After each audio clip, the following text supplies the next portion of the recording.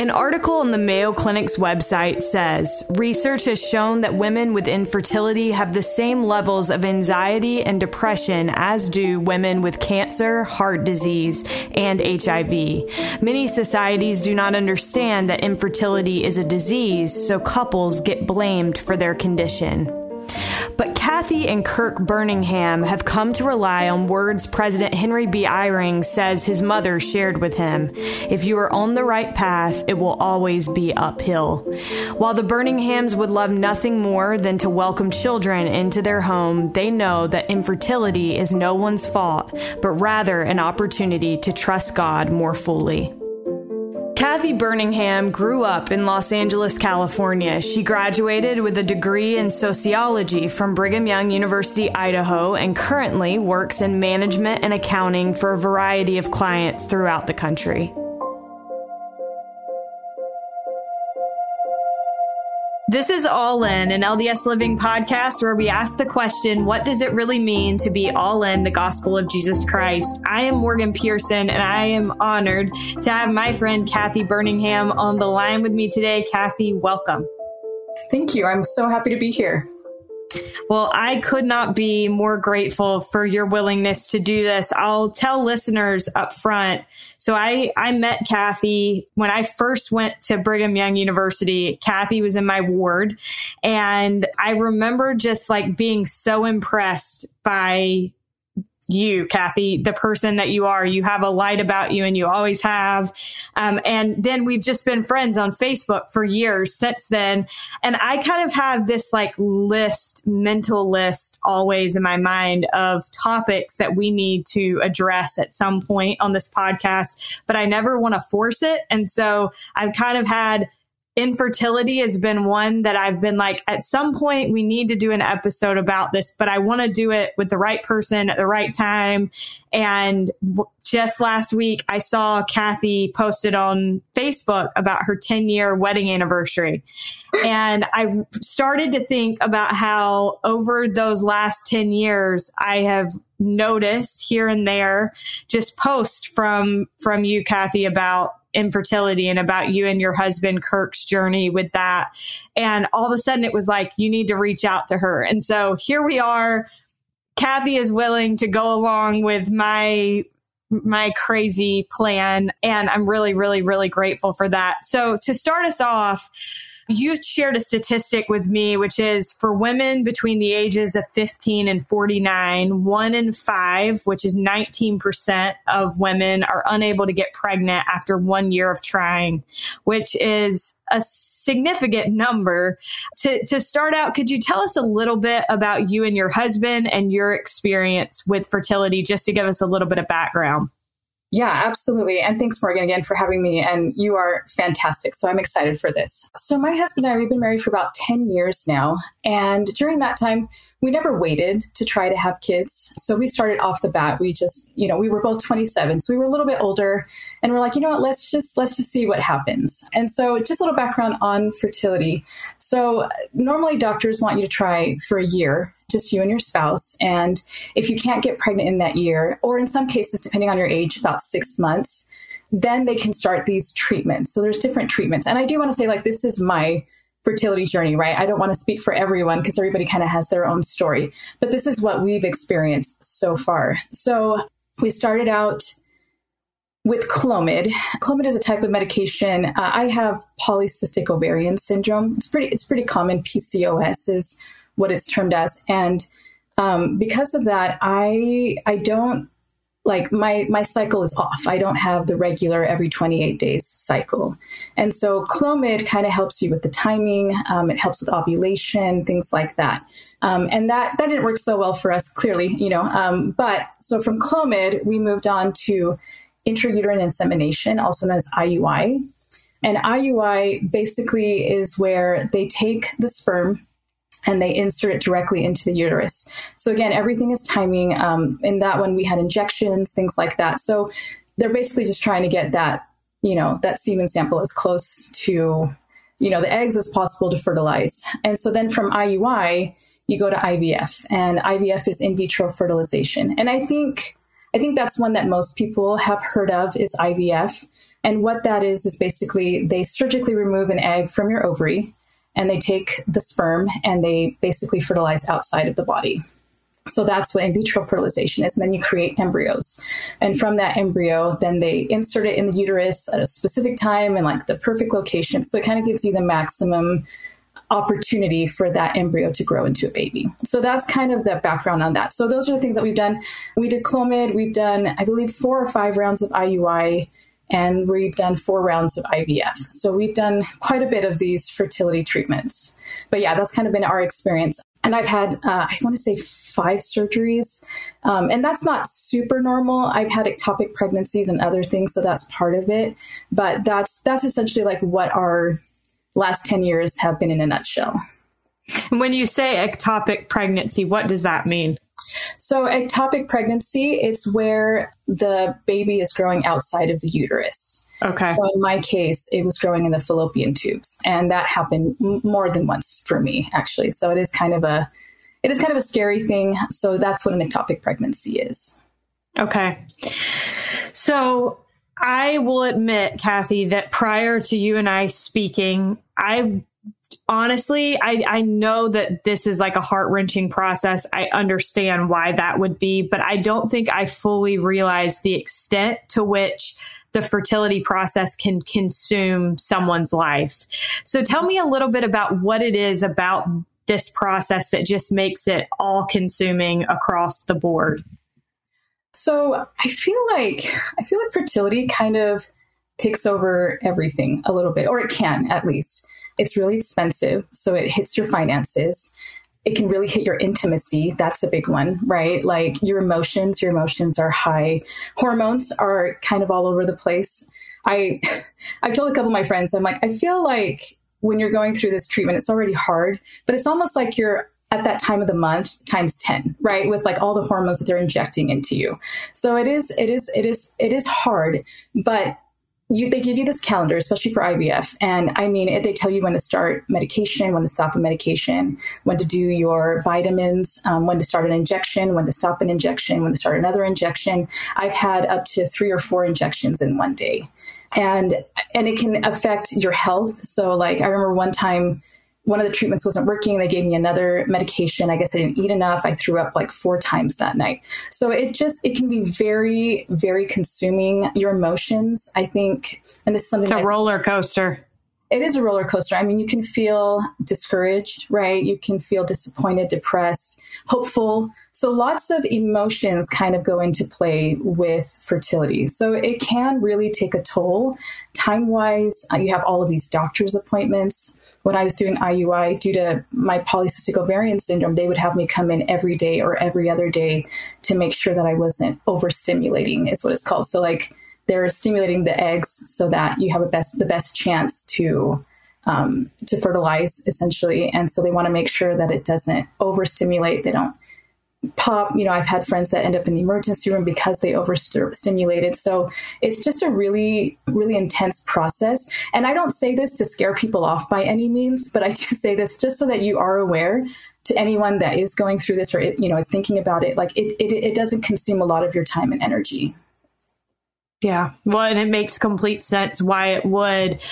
One thing that I thought was interesting is you said that you and your husband used to put off making plans because it was like, what if you're pregnant? And I totally understand that. But then you had an experience that changed that for you. Can you tell me a little bit about that? So the first year of our marriage, like I said, we just kind of, we were trying just no fertility treatments. And after the year, I started having some stomach problems. And so we said, you know what, let's just hold off on doing treatments until, we kind of get this stomach issue resolved. And so it was Christmas Eve. And I remember this very clearly because I woke up that morning, my family was all in town visiting. And I told my husband, I'm having some pretty sharp pain and it's not going away. It's getting worse. And so I told him, I said, I think we need to go to the emergency room. And so we went to the ER. And while we were there, the doctor came in and was like, so you're pregnant? And I'm like, oh, no, I'm not pregnant. Like, we've been trying. And he's like, no, like you are pregnant. Your test came back and you are pregnant. And we were so excited. I mean, we've been trying to get pregnant for a while, right? But then we realized, oh my gosh, we're in the emergency room. This is the worst place to find out that you're pregnant. So that was when we found out that I was having an ectopic pregnancy. And I had never even heard of ectopic pregnancy. So they did, they did ultrasounds, and that's when they found that the baby was growing in the fallopian tube. And so at that point, what they do, there's no way that the baby can survive in the fallopian tube. Like, there's no way to do that, at least not yet. I don't know if in the future they might, but it's not like they can take it and put it in the uterus. That would be great if they could have, but they can't. And so at that point, like, women have died from this because it puts your life at risk.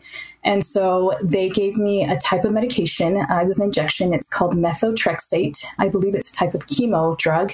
And that helps to end the pregnancy. And so this was Christmas time. So it was already kind of an emotional time for me. And I remember that week feeling just kind of off. And I thought, well, maybe it's because I'm losing the baby. It's probably the medication, the combination of everything.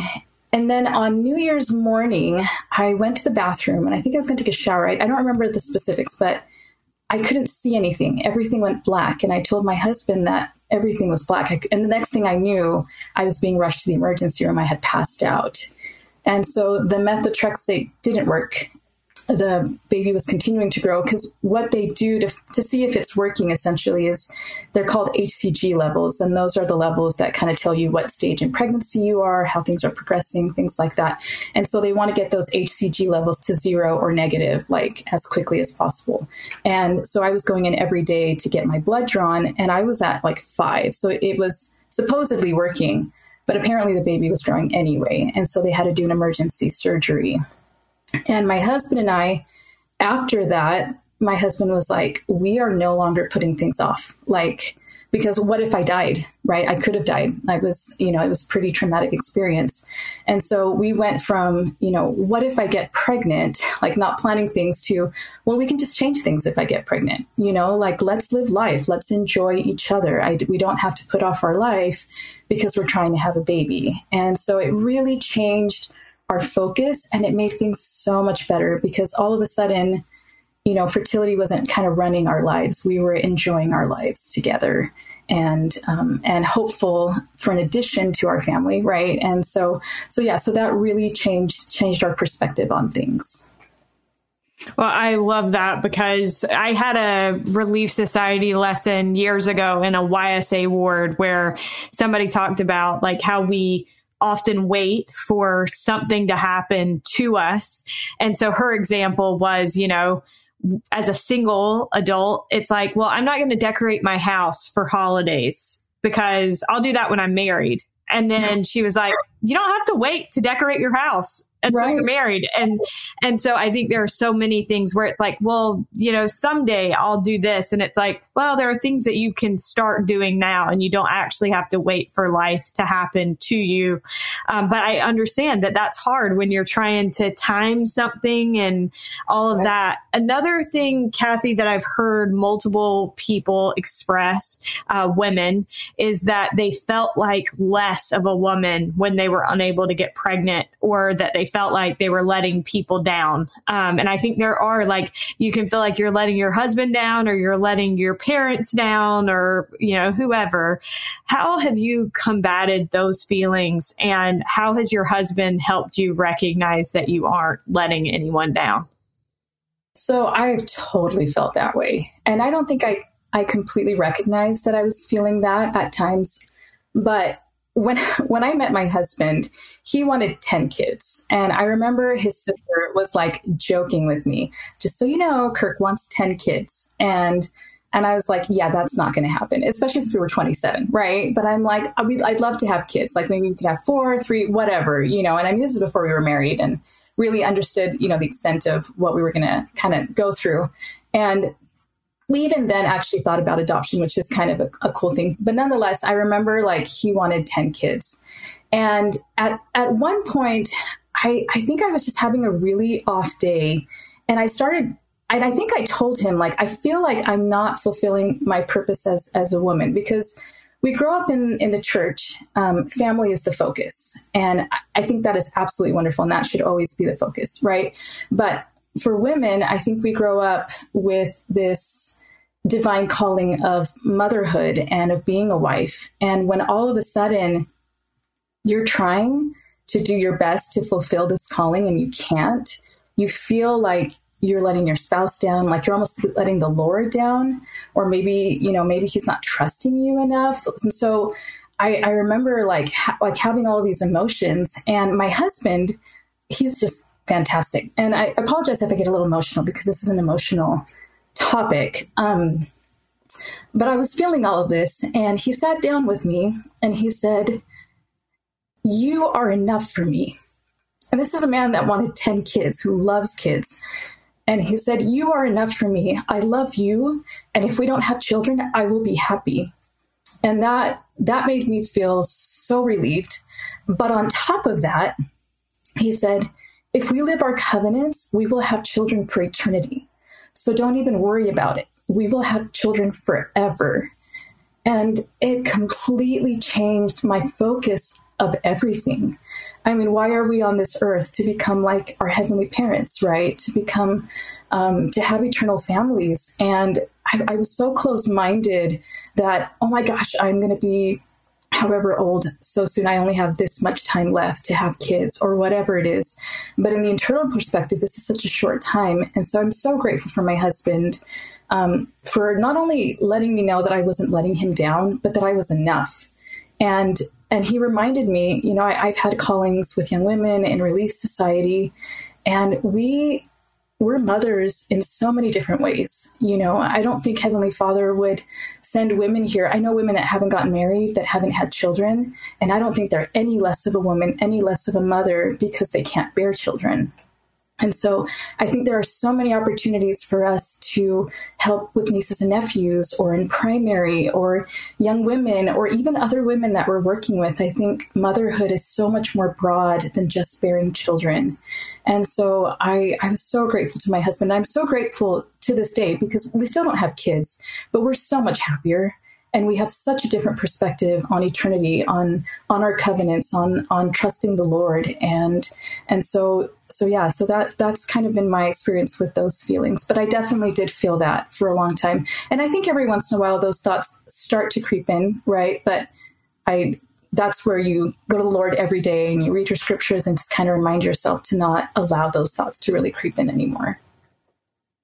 Yeah. Well, and I love what you said about there are so many ways to be a mother. And I personally, I think of, different women throughout my life, obviously like tremendous gratitude for my mom, but so many women have mothered me, and some of them never had children, and how grateful I am that responsibility of motherhood is not limited to someone who has born you, You told me, Cathy, that you feel it's important to not treat IVF like a Hail Mary, which I'm sure can be easy to do. But what exactly do you mean by that?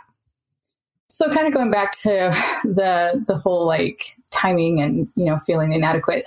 For a long time, I wanted to do IVF, but one, it's really expensive, right? And I was kind of scared because I'm like, man, if I can't get pregnant with IVF, like that's it, right? Like, that's it for me bearing children. And the reason I say that is because that's not the case. There are so many ways that you can be a mother. Like we were talking about, there's adoption, there's foster care. And I know a lot of these things, they're not super simple, right? I've had people tell me like, well, you can always adopt. But the way that people say it, it's like, you can just run to the grocery store and pick up a child, right? Like they make it sound so easy, and it's not that simple, obviously. And I mean, we hope to adopt, we hope to move forward with that. So I'm not putting that down in any way. But I do think I was treating IVF like it was like our last resort to be parents. And it's not. It's really not. And I don't know if other women feel that way, if other couples, and I should say couples feel that way. But IVF, while I do know it's a fantastic treatment, and a lot of people have had success with it, if you don't have success with it, that is not your last resort to being a mother or to finding happiness or things like that. And so that was kind of what I meant by that Hail Mary. Yeah, that's really well said. Another thing that you mentioned, and I think that this is, first of all, I'm like, who says this? But I know that people say stupid things. Yeah. So you mentioned that some people will ask, whose fault is this? Yeah. Meaning, is it your husband that has an issue or is it you that has an issue? Why is this question so harmful? And what are other things? Because I imagine there are a handful, like you just mentioned, that you can always adopt. There are other things that people can say that can also be hurtful. Mm-hmm. So, yeah, that question, first of all, it's none of your business whose fault it is, right? Like, I'm sorry. Let's just get that off the table right now. Like, that is none of your business. And who cares? Who cares whose fault it is? And my husband, I wish he could have been here. He's sick today, so he wasn't able to join us. But he did make a comment, and he said, it's not anybody's fault. Like, if you're a couple, it's a challenge that you're going through together. And how terrible to, and I guess you could say it's my fault in our case, right? Like, I have PCOS and things like that. But my husband has never been like, because of you, we can't have children, right? Like, that would be so hurtful and that would be so harmful to our relationship. And like he said, like, we work on it together. And I mean, in that case, it's like, it's not like we asked for this, right? Like, it's not like a few years ago we were like, please mess up my fallopian tubes so that I could have ectopic pregnancy, right? Like, it's not a fault. And so I've never really understood why people ask me that question. And it's just harmful. And I think it's important in a relationship to never focus on whose fault it is either, because it's not anybody's fault. It really isn't anybody's fault. It's a challenge that you're going through together.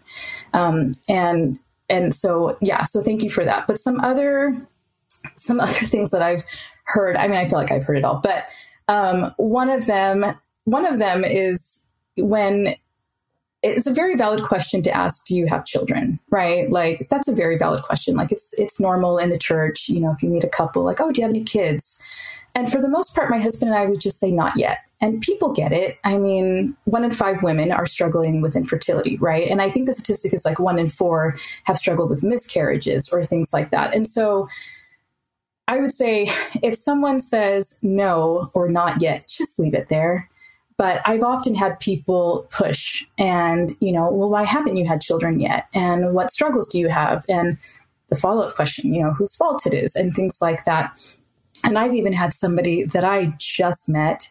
And I think it was a little bit personal that day because she asked me straight up, how has infertility strengthened your relationship with your husband and Jesus Christ? And not that that's a bad question by any means. I mean, it's, but I just met her and we had lost 3 babies that year. And so I think I might have given her like kind of a short answer, like as much as I could muster. And I ran out crying. And, it was just one of those things that, again, it wasn't a bad question. I know that there was no ill intention. Like, I know this person, she's great. But in the moment, it was just hard for me to answer such a personal question. Another thing that I've heard, and my husband is especially sensitive to this one, but I've heard, I'm sorry you can't have a family. Like, I'm sorry you can't have a family. And my husband is so quick to say, Cathy is my family. She is my wife. Any children would be a wonderful addition to our family, but we have a family. And so I think there are certain things that people say, that maybe, and I know that 99% of the time there's no ill feeling right behind it. It's just a question, but it can be harmful. And this is just another example, but we were preparing for an activity and we were setting up for this activity. And there were some kids that were pulling down the things that we were putting up. And they were being kind of wild. And so I asked the mom, I said, hey, can you please ask your kids to stop pulling things down. And she was like, well, you don't have kids, so you don't understand. And I didn't respond to that because I didn't know how to respond to that. Thankfully, my friend was there and she's like, well, I do have kids. Can you please tell them to stop? We're trying to make this work. And I really appreciated my friend kind of stepping up at that moment. But it was still, I think it was just kind of an inappropriate response, like, well, you don't have kids yet. Like, I don't understand what the purpose of that was. I mean, I was a child, right? I was told not to pull things down when people are setting things up. And so I think I've heard a lot of different things, but most people, they have the best intentions. Most people just care and they love. And so I don't want to pull things aside, but just to anybody, those kinds of questions or comments usually are probably not the most appropriate or maybe extra sensitive to some people. Yeah. Well, I hate to keep bringing this back to being single, but it's the thing that I know to compare this to. When I first started attending my neighborhood ward, I had made this decision to transition from the YSA ward to the neighborhood ward. And I walked in and I was feeling nervous. And the lady at the door, and granted, it was during COVID, so I understand that she was trying to help, with seating, and there were specifications about how close people could be. But she said, "Are you with a family?" And I was like, and when I said no, she said, "Okay, you can sit on this back row." And I was just like, fortunately, I'm not somebody that's easily offended, but I'm like, if I was, that's the kind of thing that you might not come back from. Right. And so I think just being sensitive to what we're saying is important. And of course, we can talk about choosing not to be offended and all of those things. Sure. But if all of us are a little bit more mindful of what we're saying, it makes a big difference. I also think it's really easy in this situation to make assumptions about people like, oh, they must not want to have kids. They must be putting that off, and they must be consumed in their careers and all these things. And to your point, it's none of our business. And just to kind of piggyback that. So I remember being in Relief Society, and they didn't really know me very well at the time. All they knew was that I was married and that I worked a lot. And so they were giving a lesson on motherhood, and the teacher looked straight at me and was talking about how we need to stop putting our careers first and focus on being mothers and focus on having children. And I wouldn't have taken it personally, but she was staring straight at me. And I wasn't I'm like, maybe I'm, anyway. And I just thought, I'm like, oh, if you only knew. If you only knew.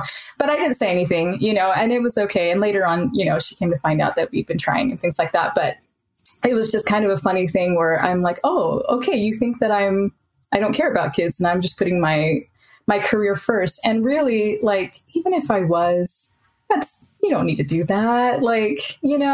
So yeah. So I've had a couple of experiences with that too. Absolutely. Well, I think those are all really helpful things.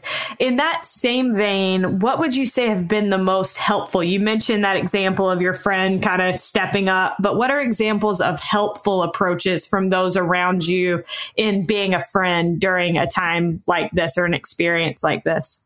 So I have to say, my husband and I, we hit the jackpot when it came to support. I mean, we could not be surrounded by more love. And this is kind of funny. So at first, my husband he gets really wheezy when it comes to medical stuff and injections and things like that. And so my mom was doing my daily injections. And so I think it hurt her more than it hurt me, if I'm being completely honest. And she would do this thing where she'd be like, okay, 1, 2, hold on. I can't do it. Hold on. And I mean, I would just brace myself. And then she'd start again. Okay, 1, 2, hold on. Let me say a prayer. I can't do this. And I just remember thinking one, it was a little stressful because I'm like, Mom, just do it, please. But at the same time, I'm like, oh my gosh, she loves me so much that she can't bear to do this. It hurts her more than it hurts me. And so my parents have just been absolutely fantastic. And my husband now, he does it and he's a champ and he's just one and done, and so, which is great. But I had a friend. So one of the times that we lost a baby, my friend sent me a gift, and it was this angel, this little statue of an angel, and just kind of letting Kirk and I know that we were being watched over and that we were loved. And that was really neat. This same friend actually, and this is kind of funny. So we were doing a cycle of IVF, and she said, can I bring something by? And I'm like, yeah, you don't need to, but I'd love to see you, And she brought a bag of potatoes. And I just thought that was the most random thing. And she actually apologized. She's like, I'm so sorry. I know this is so random, but this was the only thing I could think of to bring you was potatoes. And she was actually apologizing for this. And I'm like, no, thank you. Like, that's so nice of you to even think about bringing something, right? And normally we have a ton of potatoes. We buy them from Costco and, you know, they're out there. Well, that weekend or that next day, and I think it was snowing at the time, but I told my husband, like, he's like, well, what are you craving? I'm like, I'm actually craving potatoes. Like, I'd love to have like baked potato or whatever. And so he comes in and he's like, it's a really good thing Christy bought by those potatoes. I'm like, oh, really? He's like, yeah, they had all gone bad. And so my friend here, thinking that she did something kind of ridiculous, she was actually inspired because that was the one thing that I was craving. And that was what she had brought by. And I think just reaching out, just caring, you know, on a day that, you know, someone might find out if they're pregnant or not pregnant, maybe not asking, because if it's bad news, it's kind of hard to deliver bad news, but maybe just hey, I'm thinking about you. I just want to tell you I love you. So we have just had so much wonderful support. And I remember one day, you know, I was having a really, really hard time. It was probably one of the hardest days that I'd had. And right as I was feeling like asking Heavenly Father for help, my friend called me. And so just being in tune, I just feel like I have the most in tune friends, the most wonderful family. And so those have been some really neat things that I've experienced. So it's, as hard as fertility can be, it's as wonderful as you can find it with people around you. I love what you said about the potatoes, because we had this lady on this podcast who was going through cancer treatment. Mm-hmm. And she talked about how she had a friend, not of our faith, who showed up with a plate of orange chicken. And it was exactly what she was craving at the time. And she calls it the miracle of the orange chicken. And so I think it's just funny because it seems like, how dumb that I am bringing this person this thing. But then turns out, like, it just shows you how aware God is of us and how much he cares about us, even like something as small as a bag of potatoes or some orange chicken. Infertility, obviously, because of everything that you described, emotionally, spiritually, financially, can place a huge strain on marriages. But you and your husband just celebrated your 10-year wedding anniversary. I wondered, how would you say this experience has brought you closer together, and how have you learned to approach this as a team? Yeah, so it definitely is a team effort, right? And I think one of the things that really helped my husband and me, it was realizing that we are different. We share, like, because we've had plenty of arguments, you know, especially with this fertility, and emotions are high, hormones are high. I'm pretty chill for the most part. I mean, I can have anxious moments and things like that.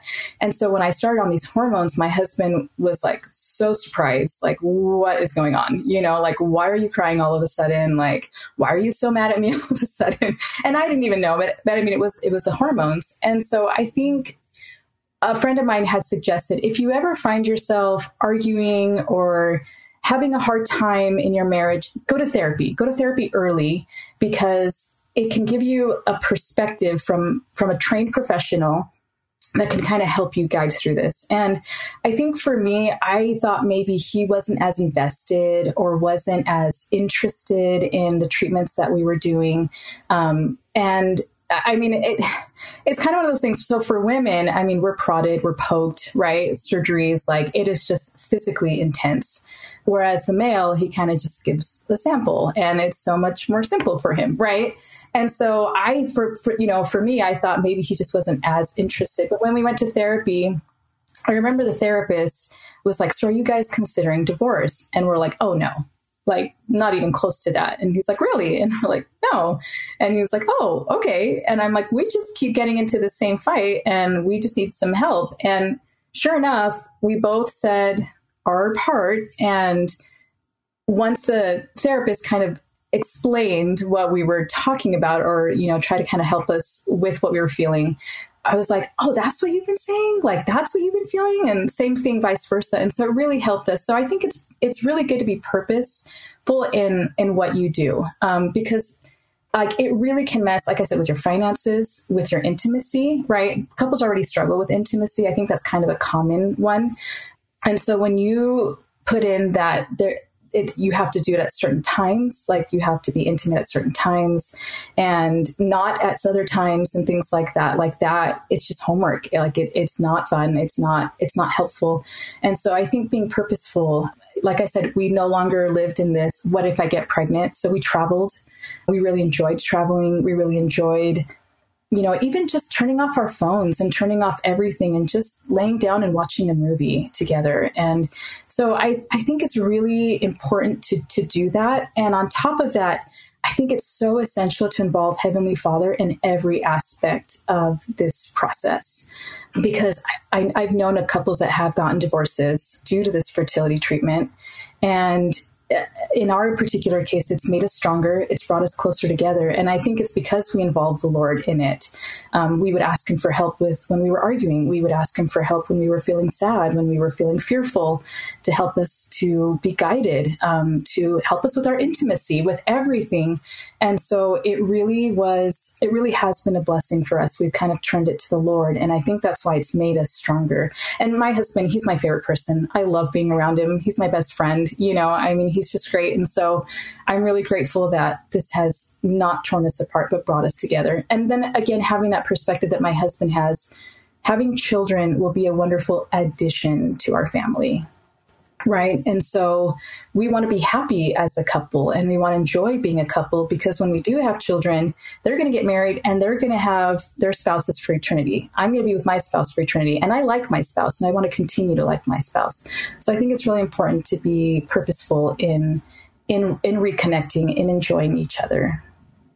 Well, and I imagine, speaking of that, so two people, a husband and a wife, make covenants to one another.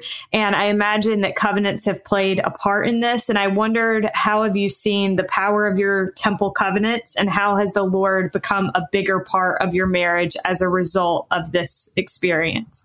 So I kind of talked a little bit about it, right? But we really have made it a focus to put the Lord first.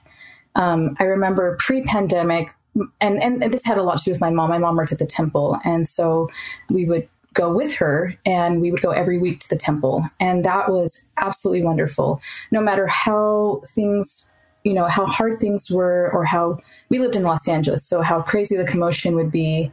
When we were in the temple, all of a sudden we just remembered an eternal perspective, not this right now, what's happening, like the stresses of right now, but the eternal perspective of like, we'll be able to have kids forever. And so I do think that plays such a big part, again, with involving the Lord in everything that we do, remembering that if we keep our covenants, the Lord will always keep his covenants. He will always keep his end of the promise that we can be together forever, that we can have a family forever. And I've also been really grateful for the scripture stories, because in the Bible, there's a lot of women that struggled with infertility. And, Sarah and Abraham, they struggled, right? And Elizabeth and Zechariah, Rachel and Jacob, Rebecca and Isaac, this happened with them. And I've been really grateful to read about them, because they're no less wonderful, right? They're no less amazing. It's not like they weren't keeping their covenants. It's not like they weren't keeping the commandments, and the Lord was not giving them children because they weren't doing the right things. And so I think I keep a perspective of like, they continue to keep the commandments. And I can imagine they were such better parents because they were so focused on the Lord and trusting of the Lord the whole time. And so that's been something that we've really tried to do with my husband, is just really turn to the Lord, focus on him, keep the commandments, fulfill our callings. I think it's been a little bit harder with the pandemic, right? Like just, getting out and things like that and trying to not get sick. But for the most part, just really trying to stay close to the Lord. Yeah, it's super well said. You had an interesting experience in March of 2020. So this is at the very beginning of the pandemic that you said helped you trust in the Lord. Can you tell me a little bit about that? Yeah. So I know the pandemic hit everybody hard, right? Like it was life-changing for everyone. And I guess March 2020 was kind of the beginning of that year and some experiences that I had. So we had finally decided that we were going to do IVF. And we had family members that did IVF previously in Europe. They were living out there, and it was a fantastic fertility specialist. They have kids from that treatment, and it was going to be cheaper for us to live in Europe for a couple of months and do the treatment out there. So we decided that that's what we were going to do. And we were set to fly out on March 17th of 2020. And I mean, I still feel like I went to Europe because of how much we had planned. We had our apartment. I mean, I would, check the maps to kind of see what was around there, where the clinic was. I mean, and I worked for Hilton at the time, so we were going to do some traveling. So we were just so excited to just be a couple for a couple of months in Europe and do this thing that we've so desired to do, right? And so as the pandemic was getting closer, because I work in the travel industry, I think I kind of learned a little bit more about it and how it was affecting the world because, it was a worldwide, Hilton is worldwide, right? And I was being told by so many people, like, you need to cancel your plans, like you need to not go out there. And my husband and I were very, very, very close to the Lord and very, really tried to kind of weed out all of the extra noise and just follow the Spirit. And we kept feeling like moving forward. And so in my mind, I'm like, well, maybe we're just going to get there and we'll just be isolated and do the treatment and we'll be fine. That's kind of what I was thinking. But it was a couple of days before we were supposed to fly out. And I remember this overwhelming feeling of now, cancel everything now. And my husband came to me and told me the exact same thing. So we had the same feeling at the same time.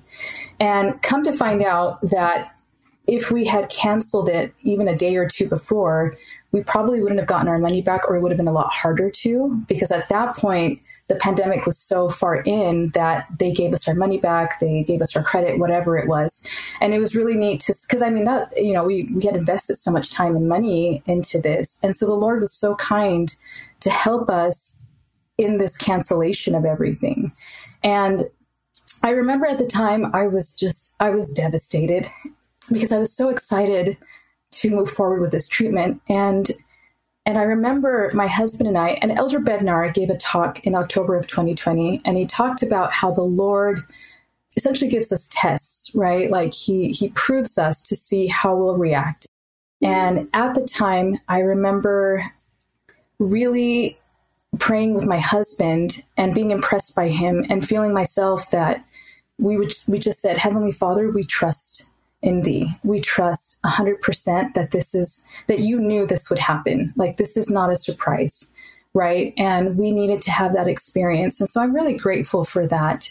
And we took it one day at a time, and we went from wanting to travel to being stuck inside with the pandemic, which that was a little bit, that was a little bit hard too. But we did do IVF that year.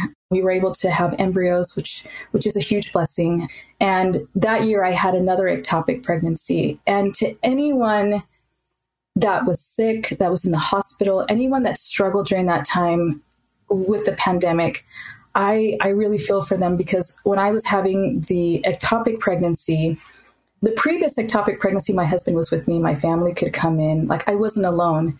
But this time I was by myself. And I remember going to the hospital, and seeing all of these beds with people that were so sick.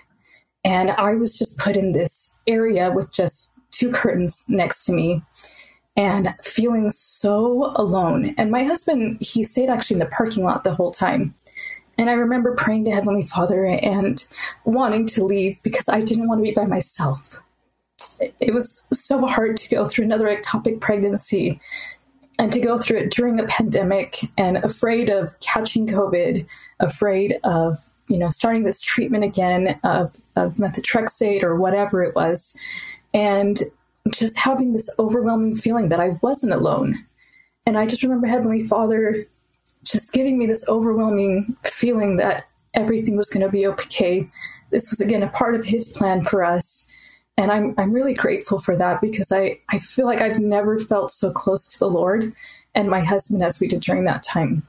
And so the pandemic, though hard, has been one of the greatest experiences for us in really coming closer together and closer to the Lord. It's beautiful. Thank you so much for sharing that, Cathy.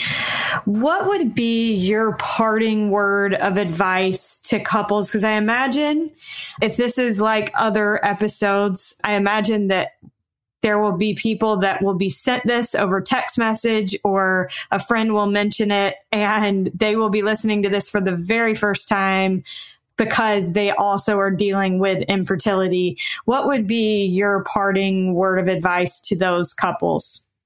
So I think a couple of things. One thing that really comes to me is a lot of people have told me, just relax. You know, if you just relax, you'll get pregnant or whatever. I think just being purposeful and realizing that you can't just relax. Like, you have a calendar that's telling you that you can't relax, right? And you're feeling sick, but just really taking the time to go to therapy, to cut back at work if you can. Just do things that are good for you and your spouse. Go to the Lord and ask, like, how can this be a little bit easier of a process? And so just being purposeful in that. I would say being grateful. I think there's so many great things going on, and so finding gratitude has helped us immensely. Like I said, having great friends, having great family, not being afraid to set boundaries as well. I think it's okay. Like, I don't usually go to baby showers, not because I'm not happy for people, because I am. I'm so happy for people when they get pregnant. I'm glad that they don't have to go through that whole mess, right? But I feel like in baby showers is when I tend to get asked the most questions about fertility. And so I've kind of set a boundary there, or with people who feel like, they can tell you what to do or, what you should be doing. I think it's okay to set boundaries. And also just being very okay with being sad or being, feeling disappointed. Like, allow yourself to feel all of those feelings, because it's a very real feeling and you don't want to dismiss it. And so I think it's part of the growing experience to allow yourself to feel all of the range of emotions and to not lose hope, to remember that, there is a purpose in this, and that, like, you will be parents no matter what, right? Whether it's now or in the future. And so I think those would be some of my parting words to people, to just kind of be okay with what is happening and still enjoy the moment and enjoy the good times. So, yeah. Thank you, Cathy. Yeah. This has been so helpful. And I think that those that listen will just be so grateful for the wonderful person that you are. And I am grateful. So thank you. My last question for you is, what does it mean to you to be all in the gospel of Jesus Christ?